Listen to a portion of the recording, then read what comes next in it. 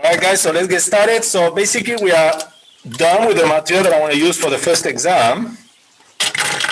But we need to basically make some applications and maybe expand it a little bit, all right? So,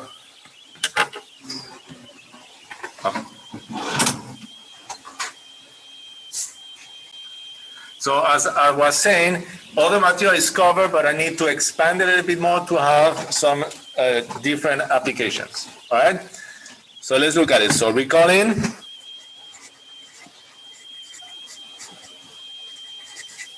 the first principle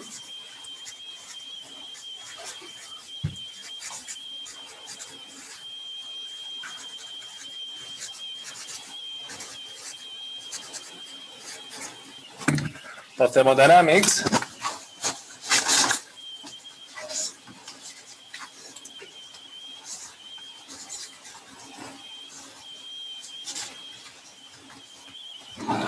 all right, so let's see what we have. We have Q minus work equal to the change in energy.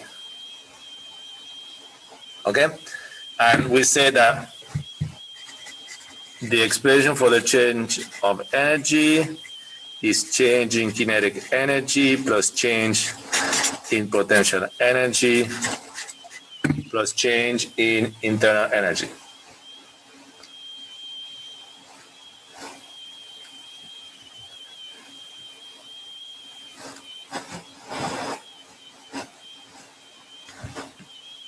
All right, so here comes now the important part, okay? So, for a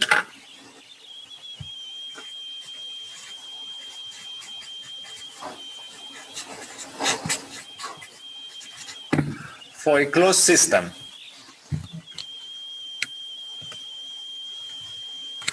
so what is a closed system? I'm going to do the figures. Closed system is where the mass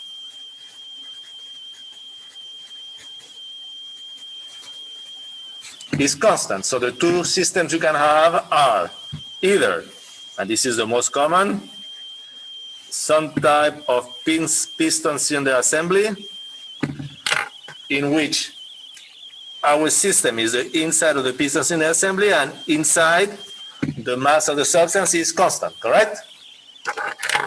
Yeah? And the other system is even easier, but is used less because it's not as practical. If you have a closed box, again, the mass of the substance inside should be constant. So this is the closed system. And this is important because then we have the open system of control volume systems, and the expression will be a little bit different. So in that case, we have that the change in internal energy, all right, so this is the change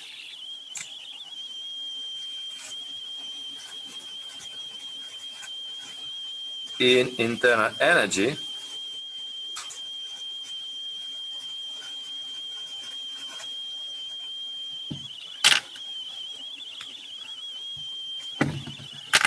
generally would be equal to what? Should be equal to U2 minus U1. And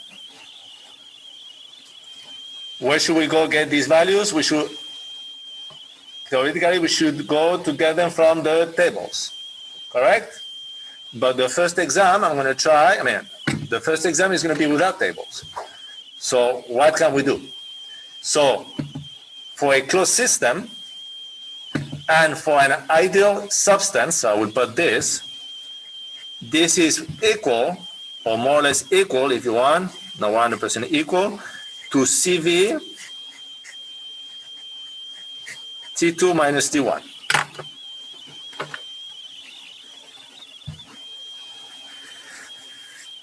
So if substance is ideal, then you can rewrite it under this function. where CV will be given to you. Be careful because this is important, guys. You don't realize, but there's two V's, two C's. There's one C sub V and one C sub P. Okay, that we haven't seen yet, but pay attention to that. Okay, so now what's important to define is that what is an ideal substance?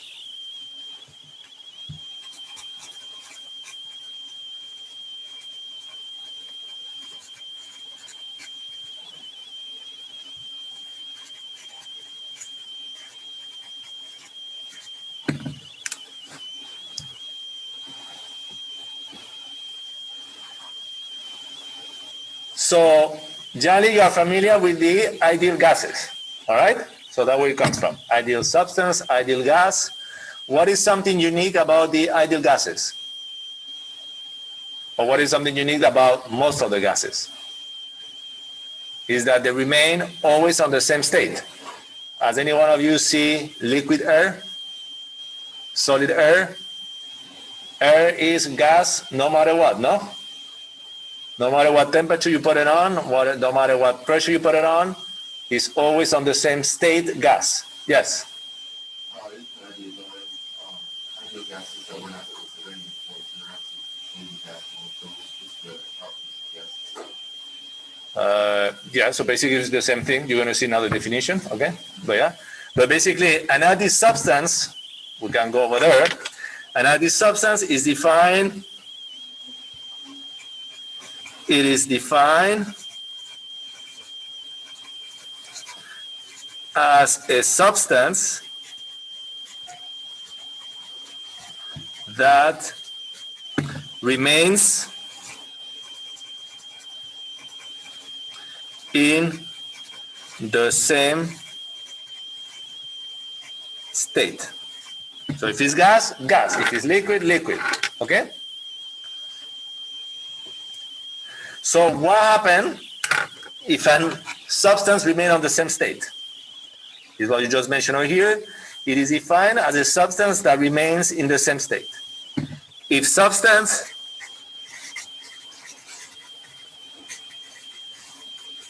remains in the same state,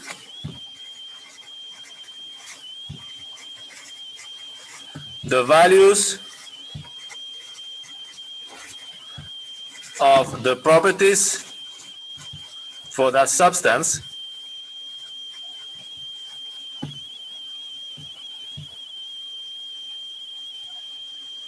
are more or less constant, which is basically related to what you were saying, no? That everything remains the same. But again, this is an assumption because you don't have to think only about the ideal gas, all right? Because what happens now if we have water and we take water from being room temperature and let's say we heat it up just 10 degrees Fahrenheit. The water or 10 degrees Celsius is still going to remain liquid, no? All right? So even water that we know has a different state, if you don't do too many changes, you can assume that more or less can behave a little bit like an ideal substance or an ideal gas. Okay? So in that case, sometimes you can also use the ideal gas relation that you already know.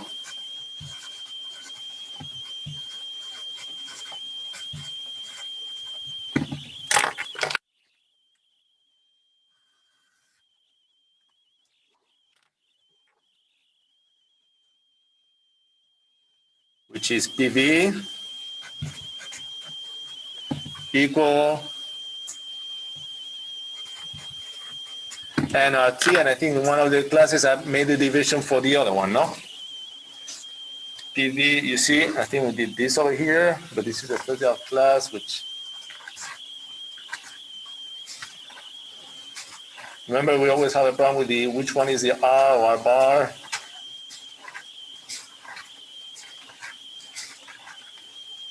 So let me go all the way. I'm pretty sure we did this.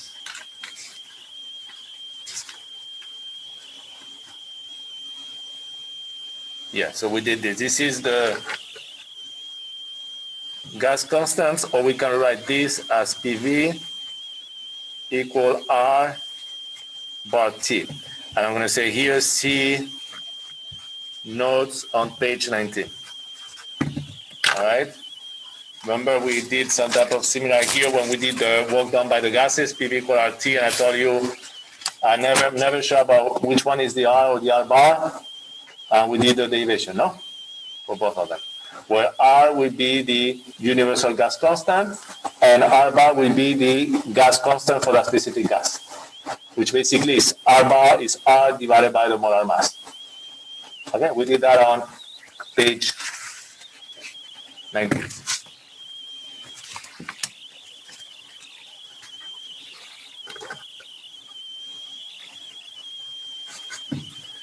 Okay, let me go back to this equation. Maybe I want to add one more thing here. This is C sub V over here is the specific heat at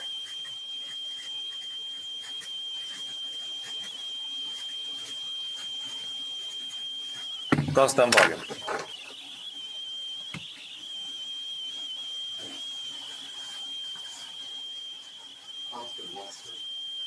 Constant volume.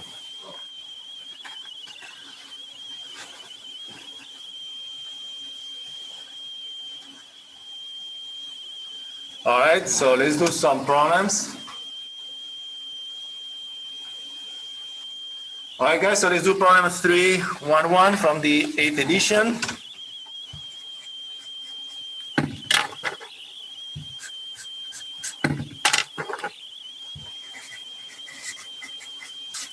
All right, so let's do the figure and then I cannot read the problem. So what type of system is this? This is a closed system because it looks like the pistons in the assembly. So let's do a figure.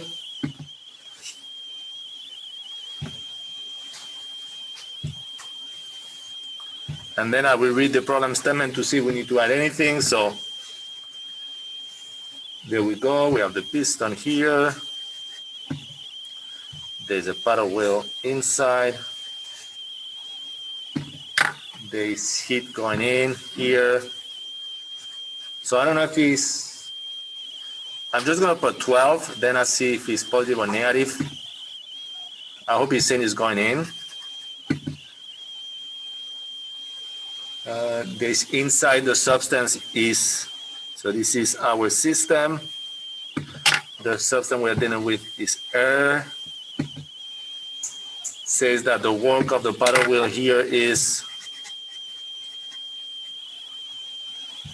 it's a -1, but let me put 1 BTUs and then I'll see if it goes in or out.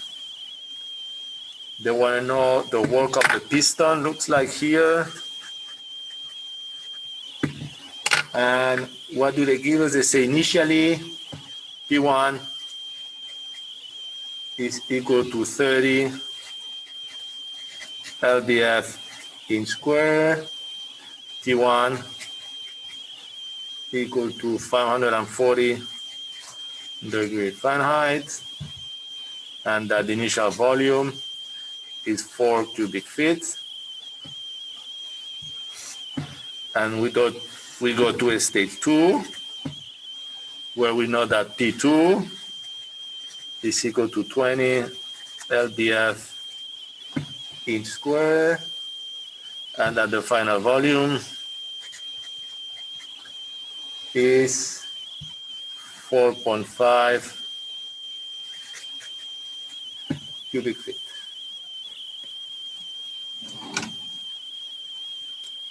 All right, so let's see what we need to do. Okay, now I'll go back to the problem statement and I'll start reading.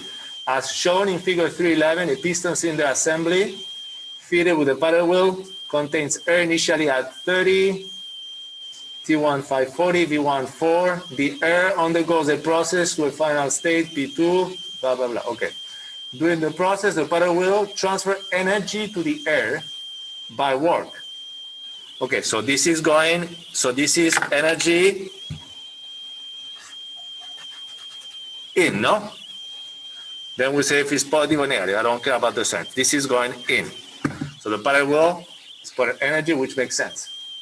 Cannot remove. during the process, but it will transfer heat to the air by working the amount of 1 BTU, and there is energy transfer to the air by heating the amount of 12. So this is also going in. Not sure what they thought about those minus sign over there, okay? Assume ideal gas behavior and electric, kinetic, and potential energy effects determine for the air the temperature at state 2. So we need to determine here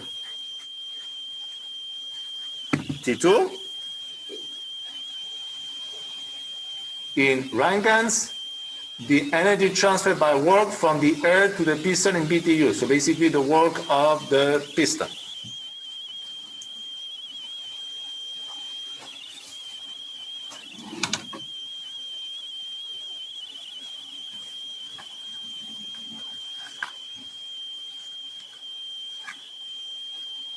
Okay? All right, so that's it.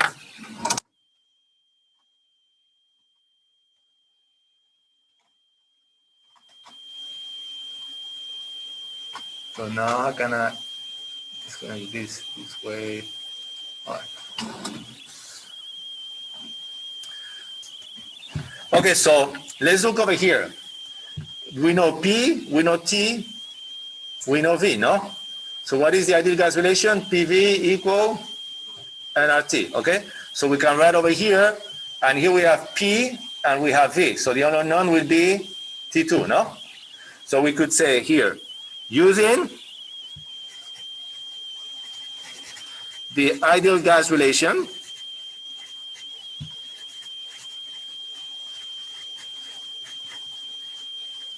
what do we have? P1 V1 equal to N R T1. And you see, I never know if it's R bar or no R bar. No, it's R without the bar. And we know that P2 V2 will be equal to N R T2. So let's say I divide these two expressions. So what do I get? I get P1 V1 divided by P2 V2 will be equal to NR T1 divided by NR T2, no? So here all these N and R's will cancel out. And what do we need to solve for? T2. So we can write T2 will be equal to P2 V2 divided by P1 V1 times T1.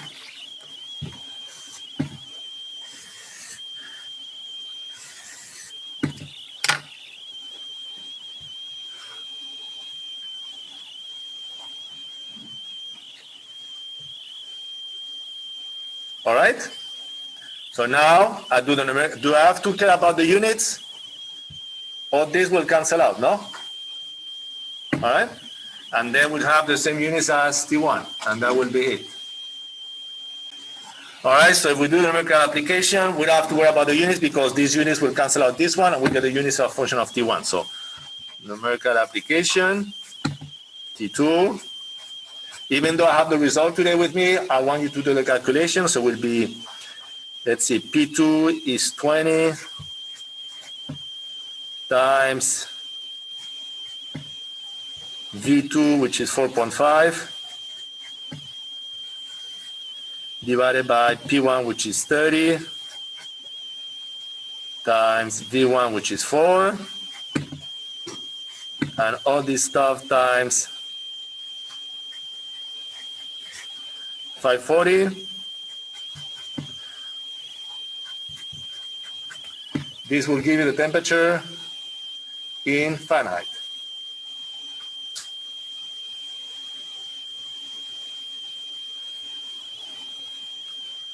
So do the calculation, even though here I got here 405, is that what you get? But again, this would be in Fahrenheit, and they want the temperature in Rankine. So how do you go from Rankines to Fahrenheit?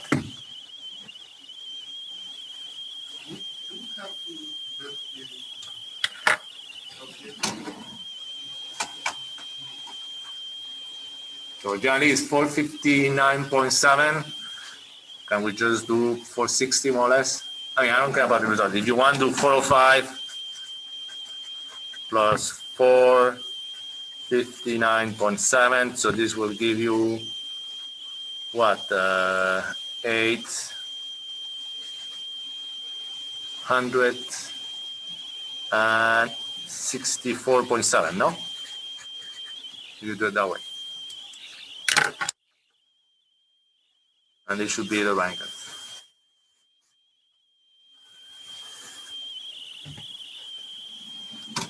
All right, so we got the first part of the problem.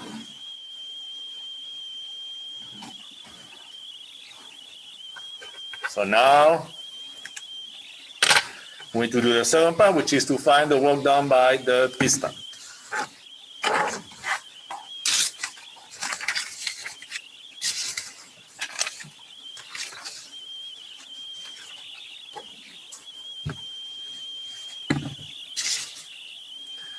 Okay, so we need to, in order to find the work done by the piston, what is the relation that's going to give us that in which work is part of the equation? Is the first principle of thermodynamics, no? All right, so this is our system. So keeping that picture in mind, we say first principle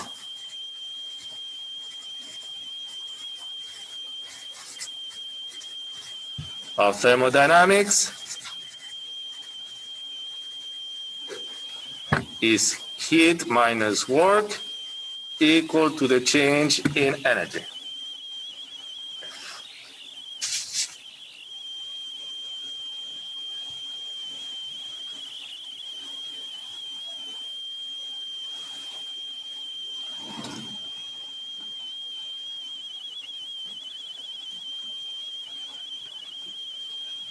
Okay, so over here, what do we know about the change in energy is change in kinetic energy plus change in potential energy plus change in internal energy. What did they say in the problem statement? To neglect kinetic and potential energy. All right, so that means that this one will be 0 and this one will be 0. So everything comes from the figure here. Maybe here I should have added on the problem statement, change in kinetic energy equal to change in potential energy equal to 0, okay? Now, in these problems, how many things are doing work?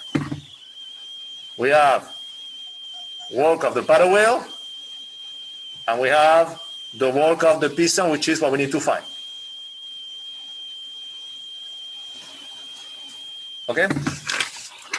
Before doing that, I also need it as a reminder, because when we use the units of the textbook, so units of the textbook will be what?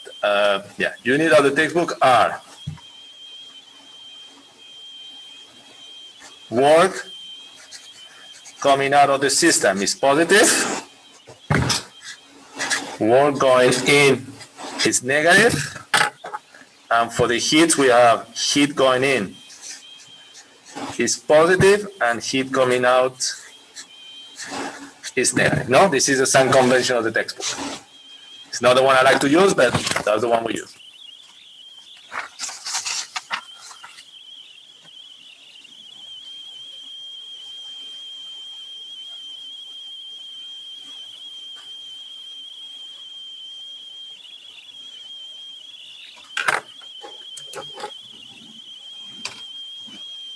Okay, so maybe now we need to be a bit careful here. All right, so how many things we have doing work over here? We have Q minus what? We have the work of the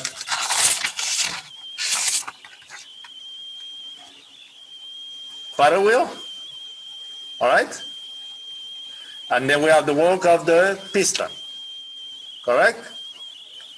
So let's say we have work minus work of paddle, I call it PD, and then I put in the parentheses work of the piston,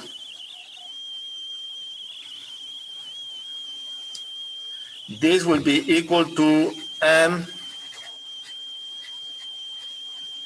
U2 minus U1,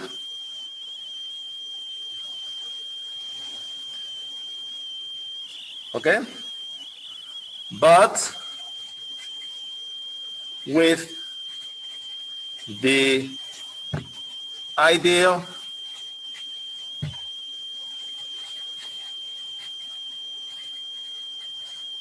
substance assumption,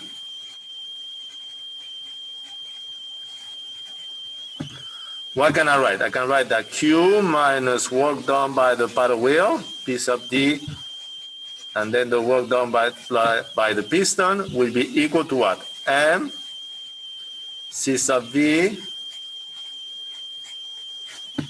T2 minus T1.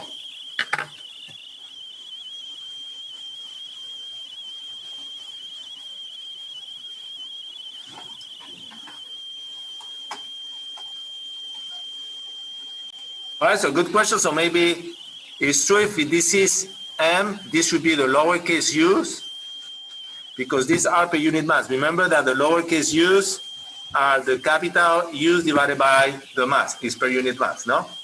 So the reason here I'm putting per unit mass is because we're going to have to go to one other table to find the CV, and this value will be given per unit mass. So we'll have to multiply by V. All right? But now this is the important equation.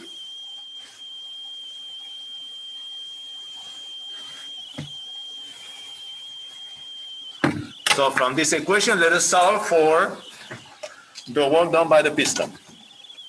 So solving for work done by piston, what do we get? Let's say we get Q minus work by the wheel minus work done by piston equal to M CV T2 minus T1. So this will be work done by the piston. If I move it to the other side, will be equal to what? Q minus work done by the wheel minus M CV T2 minus T1.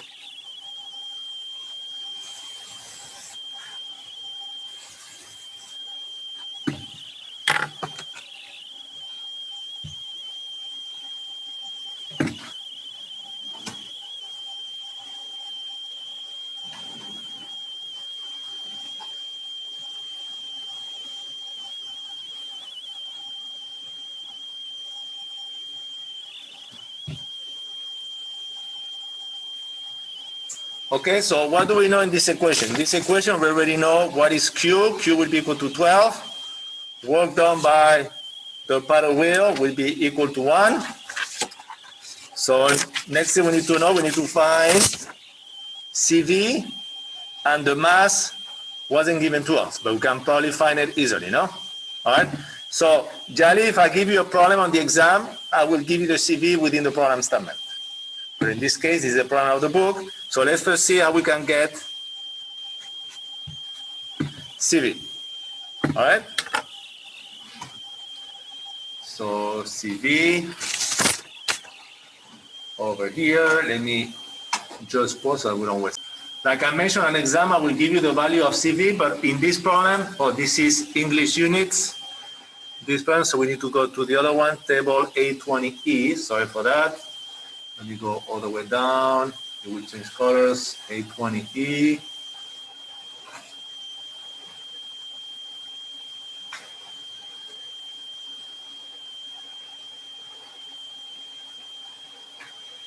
There we go. So let's see. In our problem, what do they give us? They give us that T1 is equal to 540 degrees Fahrenheit. So we can say, all right, so you don't have to do this, but will be the best way to do it. Let's say T average will be equal to what? T1 plus T2 divided by 2. So what is T1 is 540. Plus T2, it's what we need to find, so we don't know T2, okay. So we cannot find, so let's do, sorry for that, so we don't have T2, so we cannot find the T average. So let's find T at an average temperature. So let's say, let's see what happened. That way we see the assumption is good, okay? What did we say was the assumption of the ideal gas relation? is that the value of the properties will not change much when the substance is within the same state, correct? So over here, do you see the value changing a lot? It goes from 0.171, and for the, unless you get extremely hot, they remain between the 1.17, no? Yeah? Only when you start going really, really hot, you start going to 0.18, 0.19.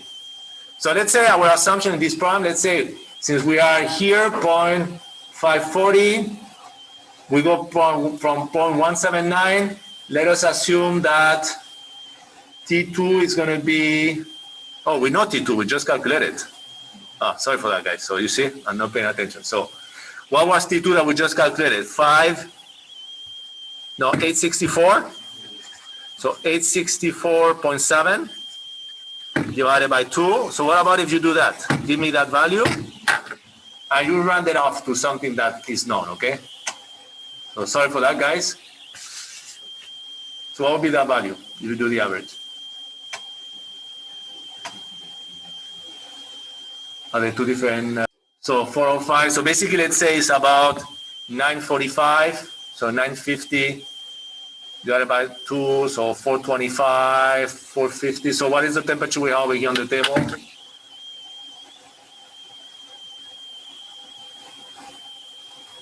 So we go now to the table. We can write it up because changes are not going to mention. So let's say we take something between CV is between 0.176 and 0.179, no?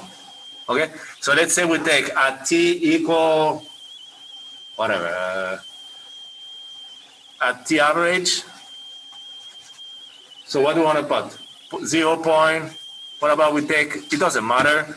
I'm going to put 0.177. Okay, completely random, okay? It's not random, but it's, I put that one, and what are the units? You see the units over here would be BTUs.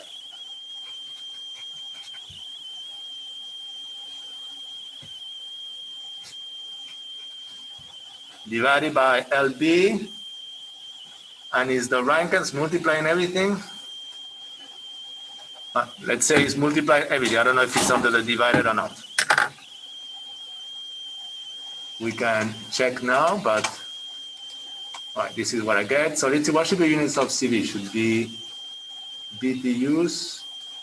I think should be divided by the temperature, no? No, multiplied. So divided by the Rankines. When you look at the equation, it looks to be divided.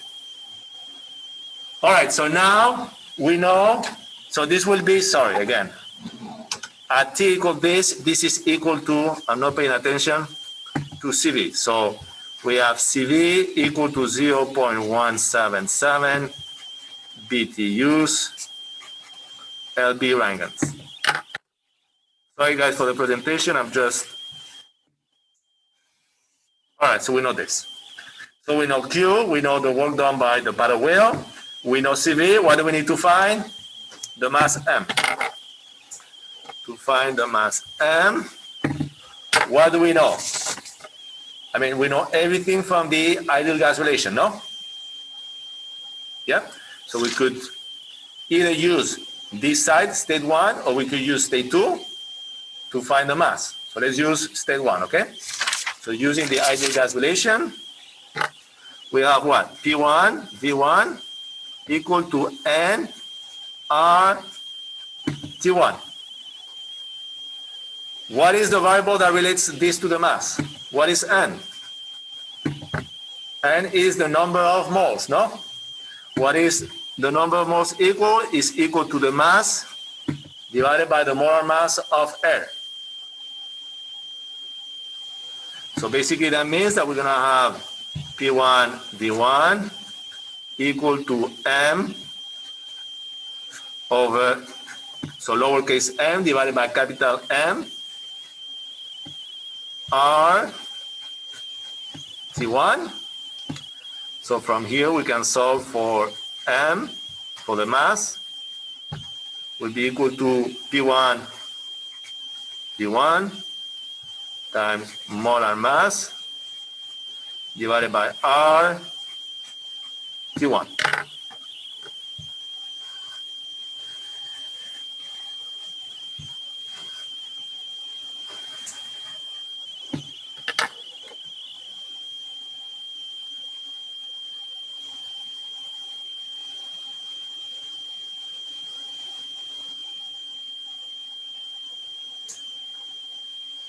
Okay, so here we need to be careful, but let's first go and look for the value of capital M, which is the molar mass.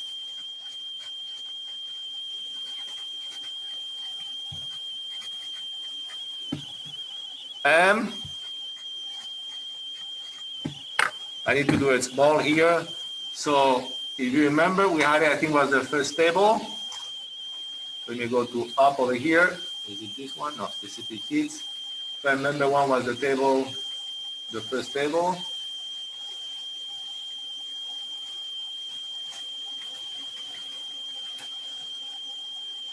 All right, so we're gonna get there. There we go. This is table A1E.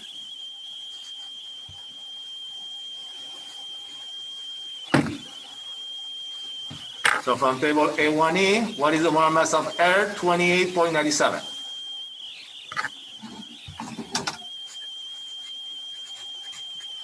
And I mean, we don't need to put the moles, but it's basically pounds per pound mole, okay? You want to put the units, you can go ahead and put the units. That's basically what I put here on the page. More N equal molar mass from table A1, we know it's 28.97.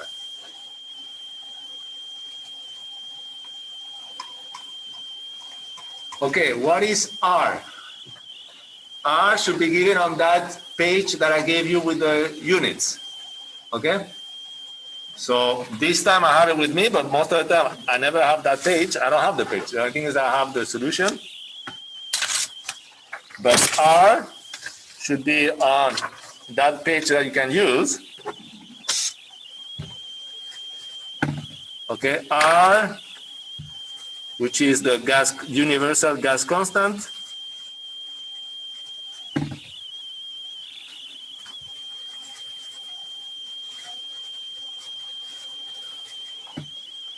Is equal to, I have here, to 1,545 foot lbf divided by pound Plancton.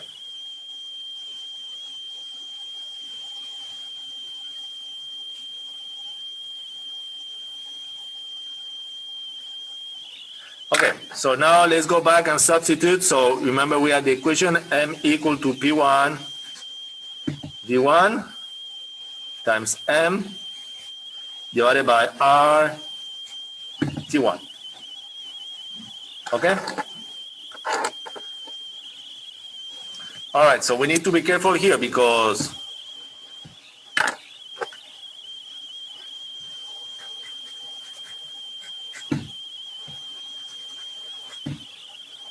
what is P1? P1 is 40 psi, no? Which is inch squared, but what is the volume? The volume is in feet, okay? Now, the R is in what? Is in feet, no? So maybe it would be better to transform those inches into feet. Yeah? All right, so if you do the calculations, again, I do that at the beginning, then slowly you have to start doing those unit transformation on your own. So we have, so let's see, it was 30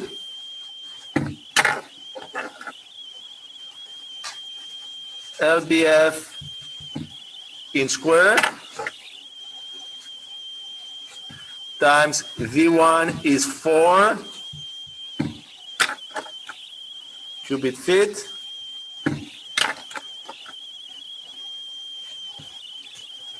all right, so let's do the first part.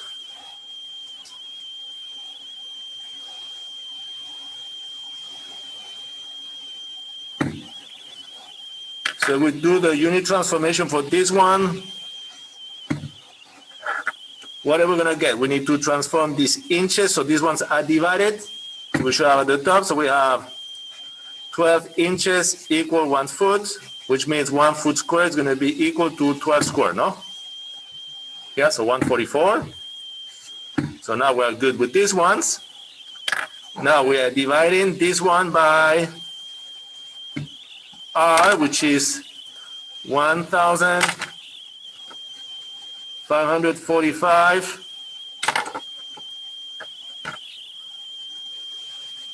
foot LBF,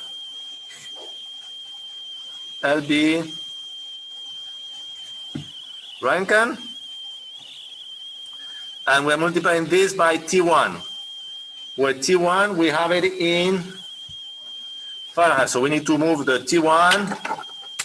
So we know T1 is equal to 540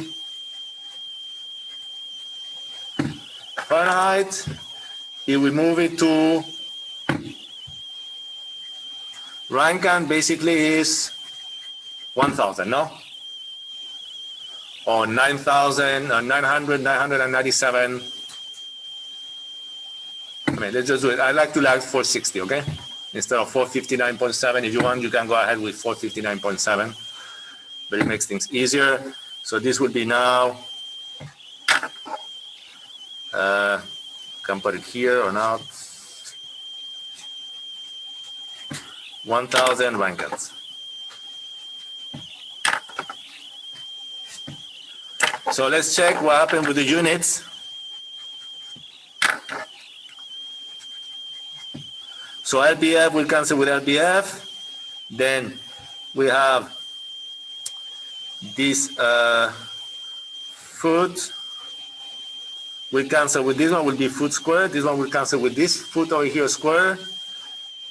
This inch will cancel with this one. R with R, LBF with LBF, and we only left over with the LB at the bottom that will go to the top.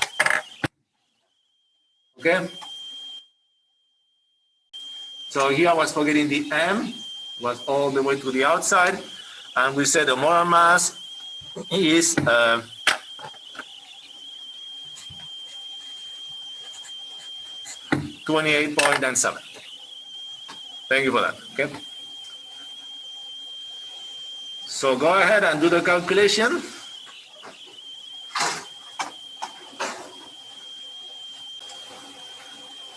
All right, so we're gonna get here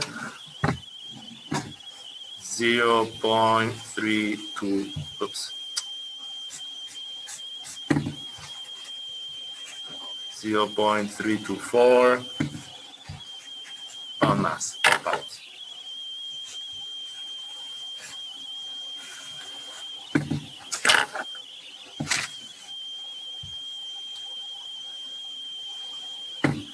Okay, so now we got everything that we needed to go and substitute into this equation over here, okay, that I'm going to rewrite if you want. So recalling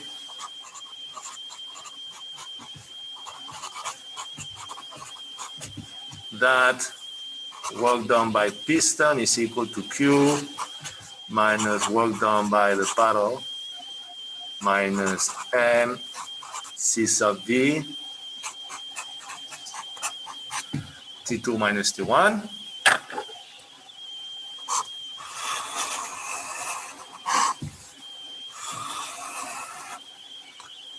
Okay, so in this equation, what do we know? We know Q. Again, I need to look at the figure.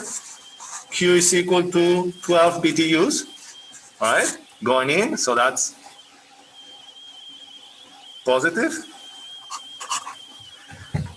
Then work done by the paddle.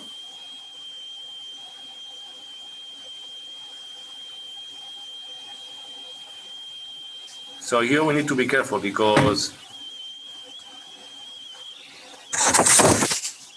if it's going in, what should it be? Negative, no? So should we add it or subtract it here?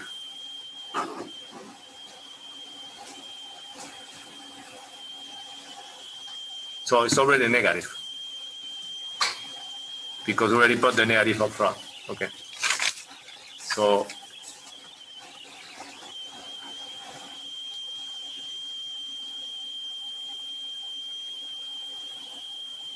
it should be minus 1, it's already negative. Yeah. Minus, sorry, so this is 12. This is what I'm trying to do. Work paddle wheel will be equal to 1. I'm just putting the data. M equal to 0.324. CV, we say was going to be equal to 0.1 177 BTUs LB Rankine, so we are good. So now we need the temperatures in Rankines. So we know T1, T2. So T2 in Rankines was A 64.7 and T1 999.7 if you want, or 1000. I think that's what I used before now here in this calculation. Oh, it becomes, yeah, the 7 will cancel out. Okay? But again, here you should have put 99.7 if you want it as well. Doesn't matter that much. So if you do the calculation now, the numerical application, you get work power should be equal to 12 minus 1. And I think other units work out, no? 0.324 times 0.177 times 864.7 minus 999.7. And here we should get an answer in BTUs.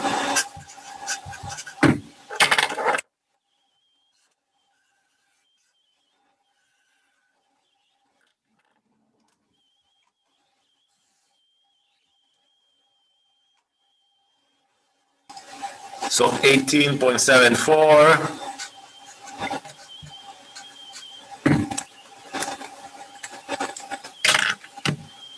All right, so you see that when you start working with, in general, with the English units, it becomes a bit of a mess, no? But again, I'm not concerned about the numerical applications. What I do care, when I grade, what is the thing I want to look, that I'm looking for, if I have this problem? First thing I'm looking for is a figure. It's a figure where all the data that is needed is included within the figure. Then I'll be looking for the equations. If I see this equation, okay, let's say you do all the numerical applications wrong, but I see this figure, that equation, I don't care about that one, and I see this equation over here, all right, and let's say I see this equation, you will probably get out of this problem 8 or 9 problems out of 10. Okay? Because I mean, anyone can do a numerical application error, no? All right? I understand that. Now, on the other way around, what do you think happens if I see no equations, but at the end I see the correct value? How many points do you think you're going to get? No one. You're probably going to get 2 or 3 points, no? But the numerical value is not important to me. What's important is the process, okay? And how you try to solve the problem. Anyone can do a numerical error, and I get it, okay? So if you have the correct problem statement, minimum, you're gonna get 8 points out of 10, all right? If you get the correct result, but nothing in the middle, at the most, you're gonna get 4 points out of 10, okay? So make sure you show the process. I mean, you're gonna have to take home exams, so I don't think that was gonna be the issue, no? All right?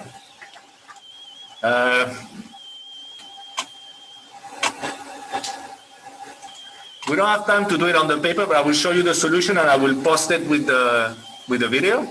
Okay, that way you have it. So let's look at this problem very quick to see what will be the solution. So in this case, what do we have? 2 kilograms of oxygen. Is that important to know that it's oxygen? Yes, because that means you can use the ideal gas relation, no? Yeah?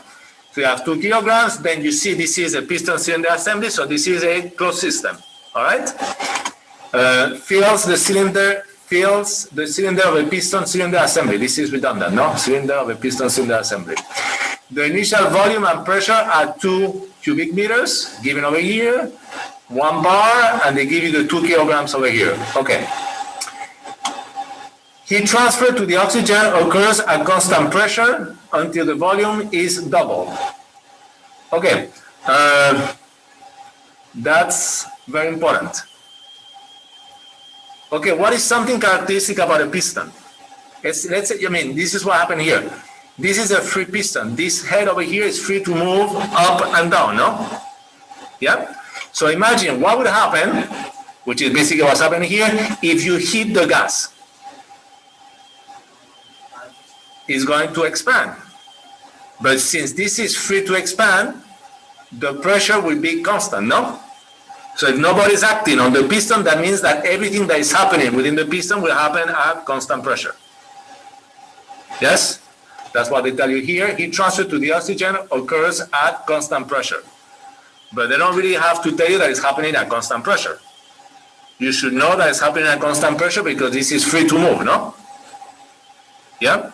That's why I'm saying that's an important important to understand. Until the volume is double. So the volume V2 is 2V1. Determine the heat transfer, so Q, for the process in kilojoules, assuming that the specific heat ratio, K, is equal to 1.35. Okay, this is only complicated problem. In order to find the C sub V, we need to use a special relation that I'm going to give to you. Kinetic and potential energy effects are neglected. Okay, so basically it's very similar to the problem before, but we don't have a paddle wheel, no? Okay, so it's more or less the same. All right, so the solution to this problem, I have it here. I will post it with the notes, but I'm not going to write it down. We don't have time. So here we go. So basically you can read over here. This is the system. I always do, this is what I want to see on the exam. I always do a figure with all the data that is needed, no? Okay? What do we need to find? Q. So I use the first principle of thermodynamics for a constant substance. So you have Q minus work equal to change in internal energy after neglecting the potential and kinetic energy.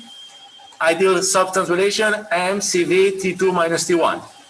All right? So this relation is equal to what?